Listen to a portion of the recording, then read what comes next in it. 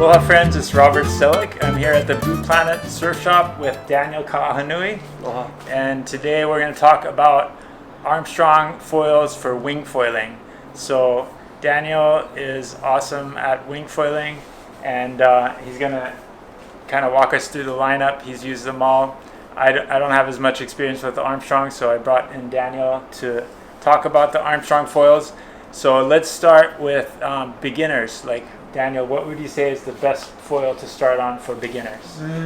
I would say either the 1850, because the surface area is so big and you get a lot of lift.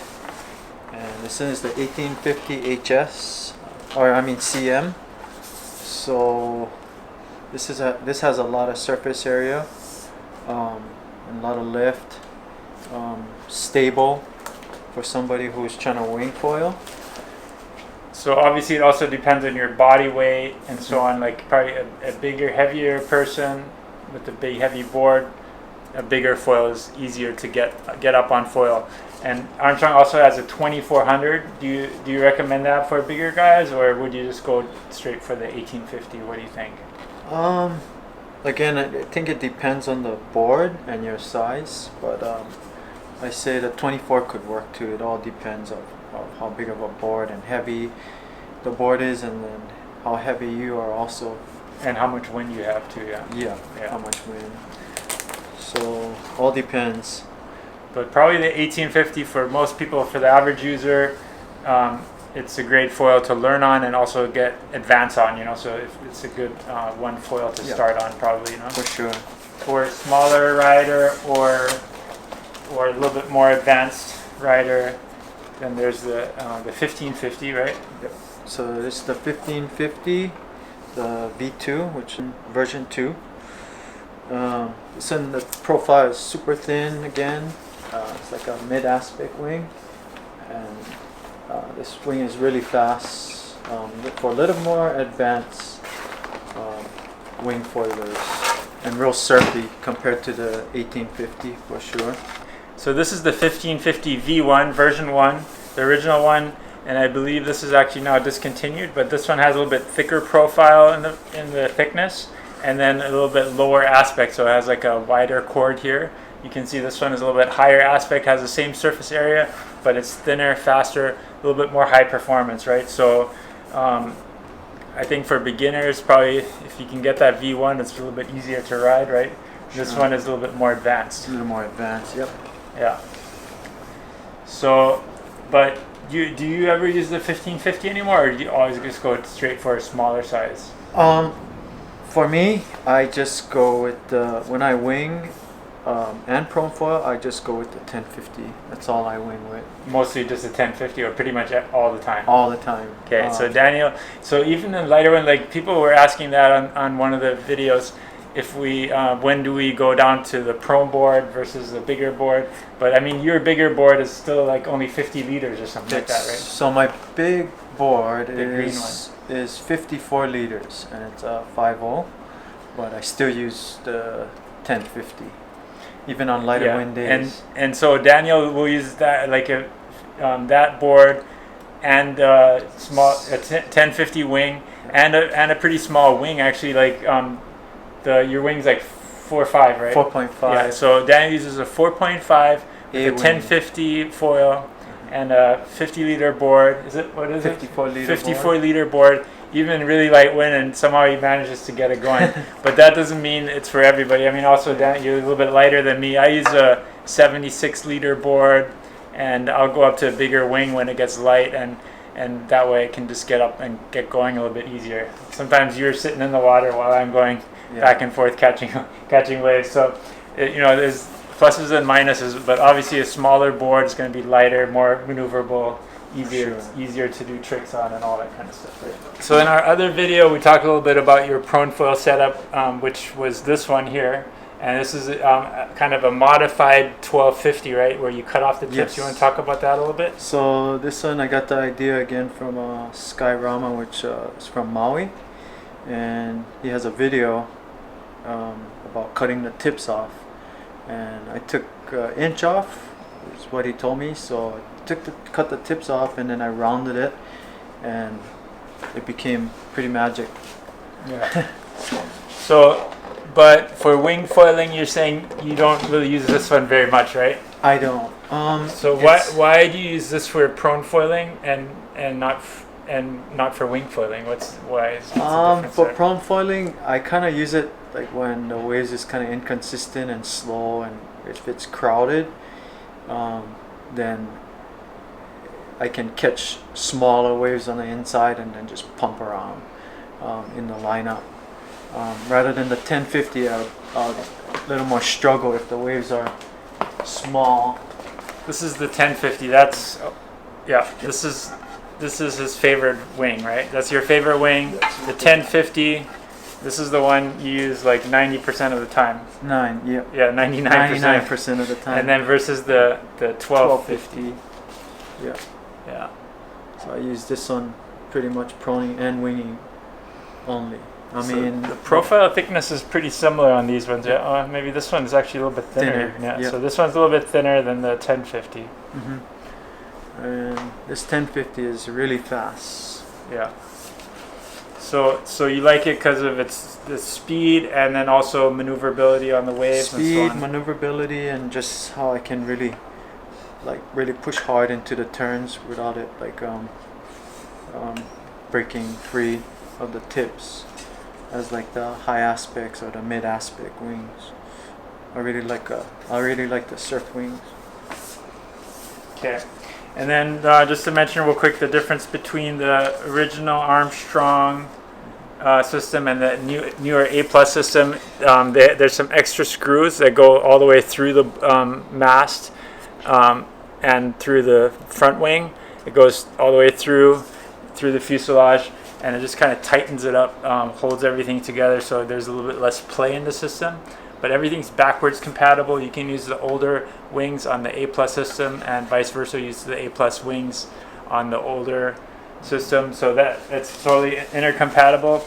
And there's actually a way to convert this older wings to the new system. So if you have an original Armstrong mast and wing, you can actually convert them to the A+ system. You do need to get a A+ fuselage though. So we have these as a kit. You can get a new A+ fuselage and the conversion kit, and you basically drill. There's like a template, a guide. It's pretty simple. There's a video I'll link to down below. You can drill and tap a hole through your mast and through your front wing. The holes are already in the new fuselage. The reason why it's not easy to convert a fuselage is because it has titanium inside, and the titanium is hard to drill through and keep it straight. So we recommend getting the A+ fuselage and just converting your mast and your wing. Don't try to drill through the old fuselage. Okay, so let's talk a little bit about fuselage, tail wings, shims, and mast length, and so on. We talked about the front wings, but let's go over everything else. When you're starting out, you would probably want to use a bigger tail wing. Like if you have a bigger front wing, like the 1850 or even the 1550 and 2400 or whatever, this one is probably the one you want to use, the 300 tail wing. We want to talk about this one a little bit? So with the 300 tail wing is probably, for sure, more stable than a 232 tail wing because it's smaller, or even cutting it to a 212. So probably the 300 would be best for a beginner, and then combining it with a bigger front wing, which is like the 1850, or like Robert said, maybe the 2400, but it's way more stable. And then the fuselage, I'd probably just go with a 60 fuselage instead of the 50 for a beginner. So, and then just like to talk about that real quick, like a longer fuselage, I think this is a 70. A longer fuselage will help you keep the board like flying at a level altitude. So a shorter fuselage will tend to kind of be more tippy, like not tippy, but it'll kind of go up and down, be more nervous, I guess. But then when you're turning, obviously it's just looser to turn a shorter fuselage. It's kind of like having a shorter board or whatever. But it is also, when you're just going in a straight line, a shorter fuselage will just feel a lot more nervous versus a long fuselage will be just more like glidey and easier to control your altitude. It's kind of more like riding a Cadillac versus a I don't know, like a tiny go-kart maybe. So longer fuselage in the beginning is definitely helpful, I would say. And then a bigger tail wing, and then bigger front wing. And then in terms of the mast length, that's something a lot of people ask about for wing foiling. I like to use a longer mast. Like I use like a 90 centimeter mast most of the time. I've tried the 100 centimeter, but that one's actually really nice. The 100 centimeter mast is great for doing downwinders, where like sometimes you're catching up over waves and there's like a little chop, and on a shorter mast you just tend to breach more often. So with a longer mast, it just gives you that little bit more room to play with when you're going over chop and stuff like that. A little bit more time before you breach, and so it's helpful for that. Also for jumping, because you got that extra. You can boost higher, I think, with a longer mast. But a shorter mast feels a little bit less tippy. You're more in control. You're more on top of the foil, and I think also for surfing, a lot of times for doing like tight maneuvers and stuff like that, having a shorter mast can be helpful, right? For sure, yeah. The shorter mast does help when you're like surfing. Just a little more breachy, but the turns become like tighter. But yeah, I've been loving the 85 mast when there's waves, and for jumping, like Robert said, the longer mast. So the 85 centimeter mast is really good when there's waves and you want to just carve, because you got a lot more time to hold inside the turns compared to the shorter mast, like say a 24 or 72, where it tends to like almost like breach when you pull hard into the turns of the wave. You can turn a lot more bigger with the longer mast.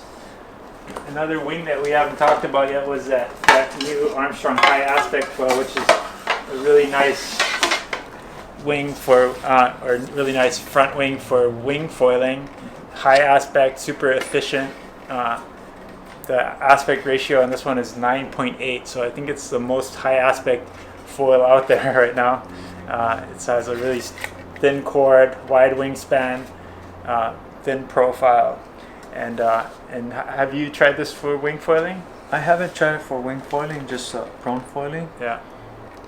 But and then regarding mast length, if you do ride a high aspect wing with wide wingspan, having a longer mast helps, just because when you're turning, you can do it you can just do a steeper turn without the wings coming out, because you have the extra length of the mast before you kind of tend to breach.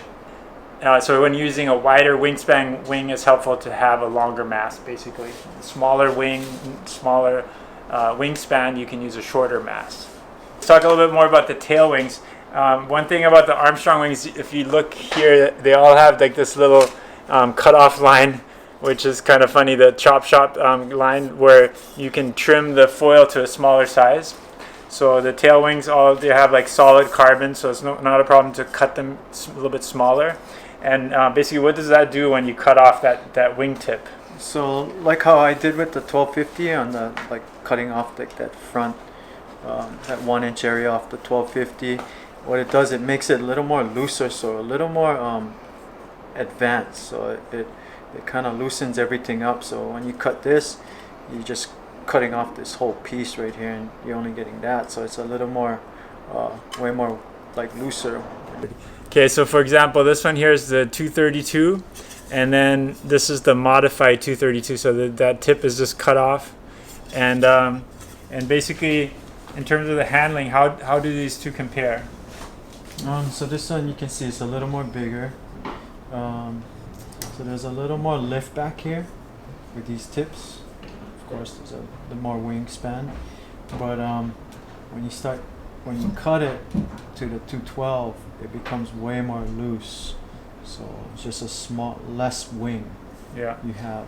And then also, you can think of these tips that stick up a little bit like fins. They give you directional stability. So when the wing is flatter, it'll be easier to kind of turn the board. Like it's easier to basically rotate the board because you have less directional stability, right? But it also makes it a little bit harder to handle the foil because sometimes it tends to want to slip sideways a little bit, So that's the advantage and disadvantage of having these tips tips give it more directional stability, a little bit more comfortable to use. This is be a little bit looser and easier to turn, basically, and has a little bit less lift as well. All right, so I hope you found this helpful. A little summary of the Armstrong line for wing foiling. Thank you, Daniel, for sharing your knowledge. And thanks for watching. I hope you found it helpful. If you did, please give it a thumbs up down below. Subscribe to our Blue Planet Surf YouTube channel, and we'll see you on the water. Aloha.